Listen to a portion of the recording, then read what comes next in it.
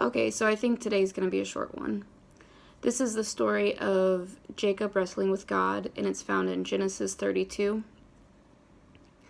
So this one has always been a bizarre passage. Why would God wrestle with Jacob? It's just very weird. In ChristianityToday.com, it says Jacob's struggle with God is symbolic of his struggle with his inner self.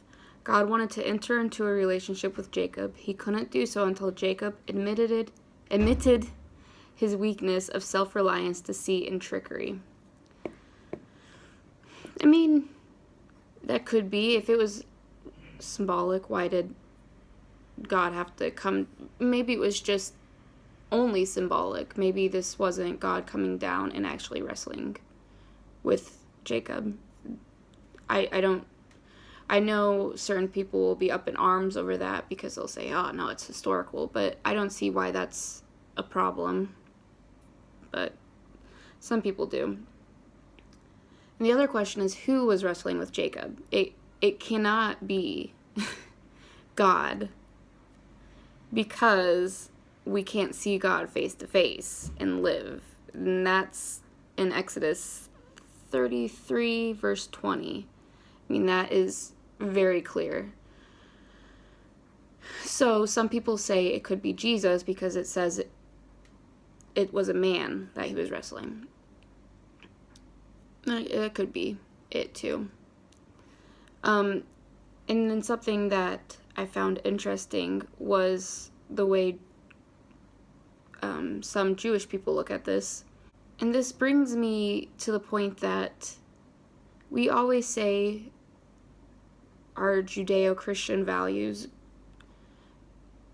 but we don't actually, I shouldn't say we. I don't actually know really anything about Judaism except for the Old Testament was part of the Jewish text. And I was very surprised to learn that there are other religious texts that the Jewish people study. I haven't looked into it very much at all, but I just think we should probably stop saying Judeo-Christian, because it's not taught at all Judeo-Christianity, like Judaism isn't. And I'm getting off on a tangent, but I think learning about the religion that the Messiah says Messiah was a part of would be a little bit important. And the early Christians, they didn't view themselves as non-Jewish. They viewed themselves as Jewish, but Christians. So it's bizarre to me that we don't learn about Jewish history, Jewish culture, Jewish beliefs, when we also, but in the same breath, we say we have Judeo-Christian values. Anyways, that was a side note, sorry. But I read this article, I don't remember where it was from, but it's talking about the Talmudic. Sorry, like I said, I don't know very much about Jewish religious texts. But I looked it up. It's the authoritative body of Jewish tradition. But in this book, it says each nation has an angelic minister who represents them before God. So an angelic angel. So the person wrestling Esau, the Jewish people, I should say some of them, I'm probably not all of them, but some of them believed it was Esau's angel who was coming to wrestle Jacob. So Jacob want